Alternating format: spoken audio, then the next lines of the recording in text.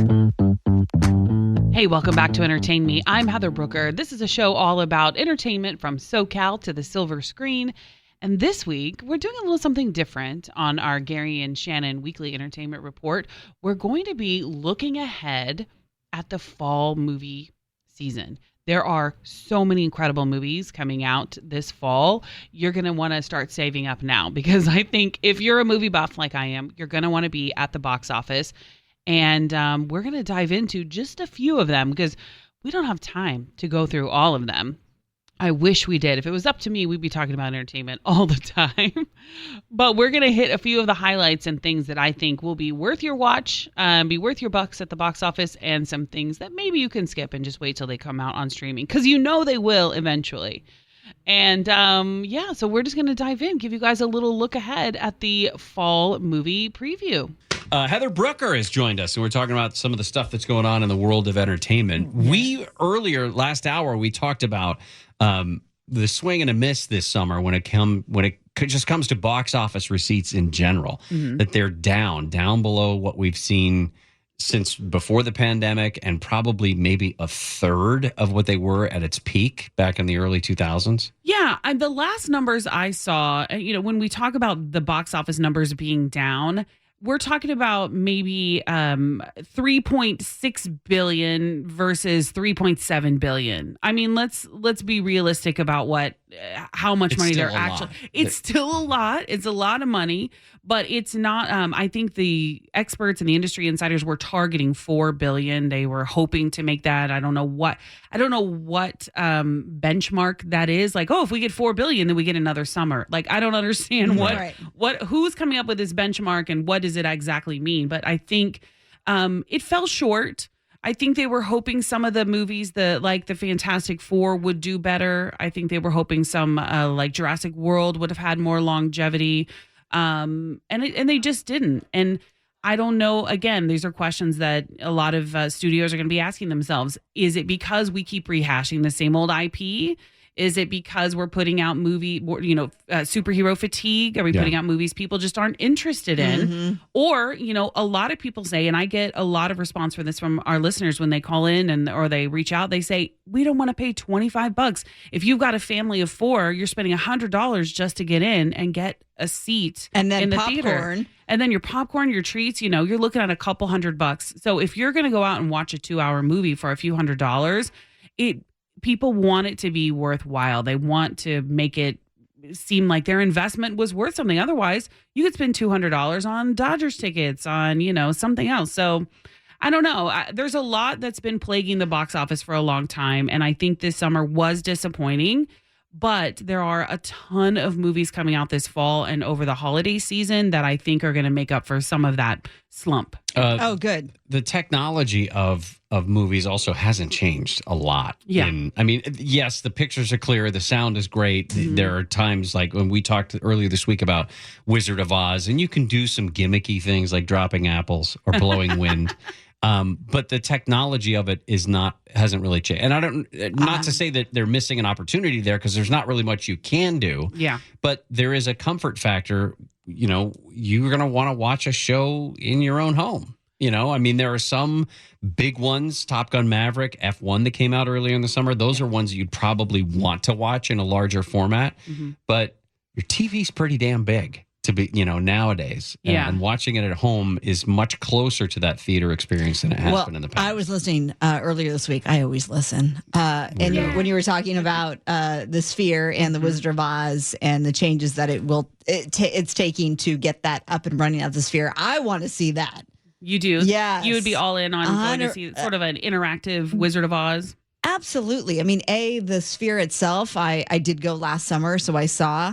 I lived that experience, and it's just incredible. You haven't been there yet. You got to put that on your list. I know you seem ho-hum about it, but I think you'll be wowed. And I think anything that they put up there. The Backstreet Boys, come on. Right. Again, my bailiwick. Yeah. You got to do a smoky eye though when you go. I think that that's a venue that will draw people regardless of what they put out. Yeah, I mean, I think in particular with The Wizard of Oz, it's a classic film. Everybody knows it. Everybody loves it. The purists, a lot of film purists are really the ones that are saying, hey, you shouldn't be adding into a film that was never intended to be added to in this way. But regardless, AI is not going anywhere in the film industry. I read something today because I was doing research for our conversation today because I'm a big nerd like that and I like to research.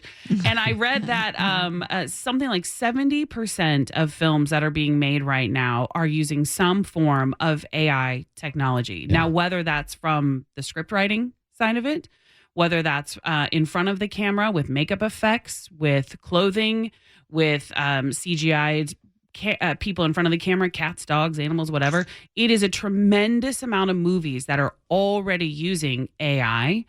And I don't think the industry is going to turn from that anytime soon. If anything, they're going to keep leaning into it because it's cheaper.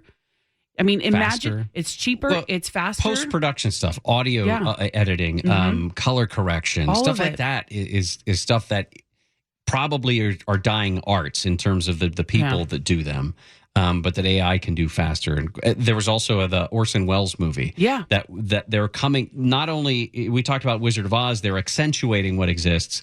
In the Orson Welles movie, they're talking about coming up with whole new material for the movie for areas that didn't exist previously. Yeah, so let's talk about this a little bit. Orson Welles' second film was called The Magnificent Ambersons. His first one, very famously, was Citizen Kane. It wasn't received well at the time. Citizen Kane wasn't the epic film that we all know it to be today. And so Orson Welles, in his sort of attempt to say, I'll show you, and I'm going to make an even better film, he made The Magnificent Ambersons. The studio, so the lore goes, again, Heather did research. So the story goes is that the studio didn't like the original ending that he made. So they asked him to reshoot it. And he did it the way, because they said it's kind of a downer. So he reshot it and they didn't like what he had done. So somehow that 40 minutes of footage or so mysteriously disappeared. Time out. Yeah. We'll say where it went. Oh my God. We were talking specifically about AI, kind of a continuation of what we talked about Wednesday when The Wizard of Oz was accentuated with AI so they could show it in the sphere. Yeah. But that this Orson Welles movie was also going to have an AI additive. Yeah. So basically, and I'll summarize this quickly so we can get on to some other entertainment news. But basically, the studio at the time didn't like the original ending of his movie, The Magnificent Ambersons. So they shot their own version of the ending. Well, now a company called Showrunner is coming in and they are using AI technology to rebuild the 43 minutes missing ending or whatever. And people are like, why would you do that? Why do we need to do this? It wasn't how it was intended to be. But listen, these are things that are going to keep coming up. AI technology is not going anywhere. It is cheaper. It is faster. And studios are leaning into it. They really, really are. But I wonder if you're going to have to start, or if there will be some push for legislation or just industry standard where audiences are told this movie contains images, or I saw it in a commercial, as a matter of fact, last night, that there was a disclaimer that said images in this commercial are computer generated. What was the commercial for? It's a car commercial. I think it was Land Rover or something like that. I mean, to me, it was obvious that they were computer generated. Well, Kiana was showing me the NFL commercial with the float. That's all AI generated, the whole float and everything, where they're like, showing off the NFL teams, like you could be on this float and the whole float is AI generated. You can tell that it is, but there was no disclaimer for that as well. But if you can pay somebody, $10,000 to create something like that cheaply, in a fast way, you're not going to spend $100,000 on animators or CGI technology. And CGI is different than AI. So that's a distinction as well. I think what's going to happen here, and this is just my opinion, and you know what opinions are like. But anyway, people are going to, the studio are going to lean into AI technology. and it's not going to be going anywhere. But the unions, I think, are going to be the ones that have to step in and start putting in safeguards for the actors, for the makeup artists, for these specific craftsmen. Well, they tried to do that during the strike. And we saw how that happened with the strikes, and it brought the industry to a standstill, and it's never been the same. So this is going to be a really difficult challenge for the industry if they're going to try to stop AI in any way. And showrunner wants to be the Netflix of AI. Yeah. All right, couple minutes left. The fall is coming up, and they have an opportunity. Hollywood has an opportunity to make some of its money back. But what can we expect in the next couple of weeks? Look at this. We don't have time. Look at this. I'm such a nerd. I have my entire fall movie Bible here with all my notes and everything. With Post-its. So we're just going to hit some of the highlights here. I'm going to mention a couple movies for you guys. I want you to tell me what you're the most excited to see coming up this fall. This is not even Christmas movies. This is just from now till November. Okay. All right. Him, Tron, Ares, All of You, Good Fortune, Frankenstein, Predator, Badlands, The Running Man, and Wicked for Good. Yeah, I think Running Man probably at the top. Frankenstein is number 2. I'm going I'll stop him. there. That's Jordan Peele, right? Yes. Him. Yeah. So That football movie, is that what it is? yes. Yeah. It's Jordan Peele's. Go ahead. No, I was hoping you were going to have the Smashing Machine in there. Yeah, it's in there, but I'm like, we don't have time. Oh, okay. It's in my little Bible here. Smashing Machine is The Rock. Yes. Emily Blunt. Yes. And the one that is, at least this week, said to have gotten some Oscar buzz for Dwayne. Well, come on. Let's wait. Let's not get crazy. Pump the brakes. Let's listen. I don't know if I'm going to go that far, but I'm going to wait. I'm going to wait to reserve judgment until I actually see it. But you're right on him. Him is going to be another Jordan Peele offering. We know he's had huge success for his last few movies. This one is going to be no exception. It's a sports horror film. Little horror, a little football. Where do we sign up? Perfect. Brilliant. Tron, Ares. I'm a big 80s gal fan of the original movie. I liked the sequels. I just watched the other one the other day, the most recent one the other day, and I'm very excited for this because, again, I love these sort of dystopian alternate universe world movies.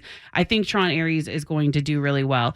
Good Fortune, guys, Keanu Reeves. Oh. Like, it's a sweet little movie from Keanu Reeves. He's playing an angel, and it's got Aziz Ansari in it, so you know it's going to be funny. That's right. And it also has Seth Rogen in it. So if you like Seth Rogen, that's going to be a good one. I don't. Oh, I love Studio. You're not a Seth Rogen? I'm not. Studio is fantastic. Yeah, love it. Do you know what Seth Rogen does? What? He gets high. I don't know if you know that. All the time. That's like his whole. That's like his whole thing. personality. Stick.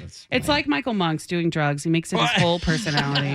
That and ice cream. No wonder why he likes ice cream so much. But you're right. We have to talk about Frankenstein. This movie is Guillermo del Toro's take on Frankenstein. If you saw his take on Pinocchio, it was incredible. This is also going to be visually stunning, beautiful storytelling. I think people are going to be really excited. The trailer itself is worth watching. The trailer itself is wonderful. Are you a Predator fan? Nah. No? I never really got. I mean, I've seen them, but I know my husband is super excited for Predators Badlands. Every time we see a preview come on, he's like, yes. He's really excited. And also, hasn't there already been a remake of The Running Man? Did I imagine that? I thought there was. Did I dream that? Ryan Reynolds? Do we need it? Oh, maybe. Or Ryan Gosling? One of the Ryans. I think it was Gosling. Hopefully it was the good one. All right. And Wicked for Good, guys. Wicked for Good coming out around Thanksgiving. I am excited. No one mourns the wicked. That was well done. She's great. I'm lost. Gary literally was like, oh my God, I have no words. Thank you, Always Heather, such a blast always. spending time talking entertainment on the Gary and Shannon Show. Thank you guys so much for listening. Take a moment, subscribe to Entertain Me, maybe even share it with some friends. Bring them in on the entertainment fun. I'm Heather Brooker. You can follow me on social media at the Heather Brooker. And that's it, guys. We'll see you next time. You can listen to Entertain Me anytime on the iHeartRadio app.